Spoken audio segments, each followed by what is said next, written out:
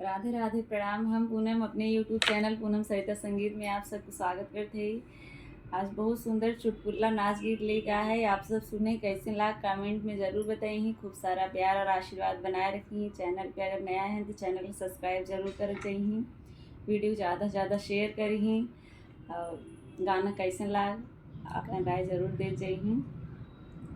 बहुत मज़ेदार गाना बस सुनते हैं, बहुत मज़ा आए। जुल्मी नयन गोरे गाल हो निकला गए नथुनिया।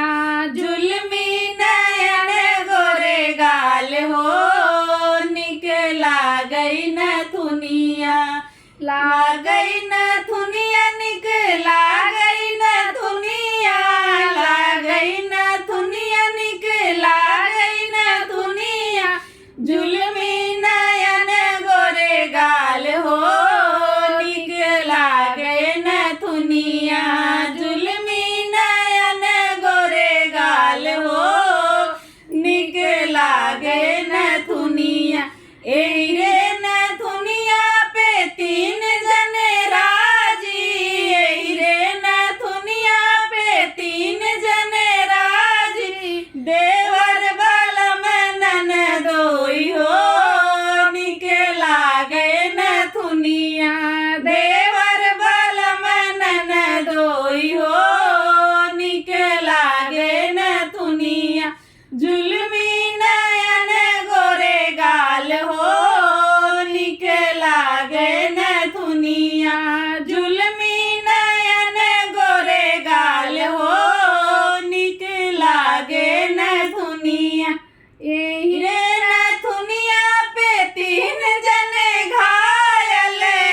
रे नथुनिया पे तीन जने घायल। पुलिस दरोगा थानेदार हो निकला गए नथुनिया। पुलिस दरोगा थानेदार हो निकला गए नथुनिया। जुल्मी नयन गोरे गाल हो निकला गए नथुनिया। जुल्मी नयन गोरे गाल हो निकला गए नथुनिया।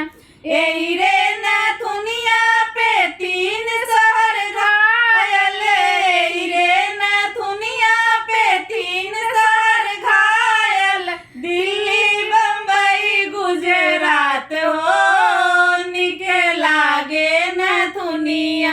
दिल्ली बम्बई गुजरात हो निकला गए नथुनिया। जुल्मी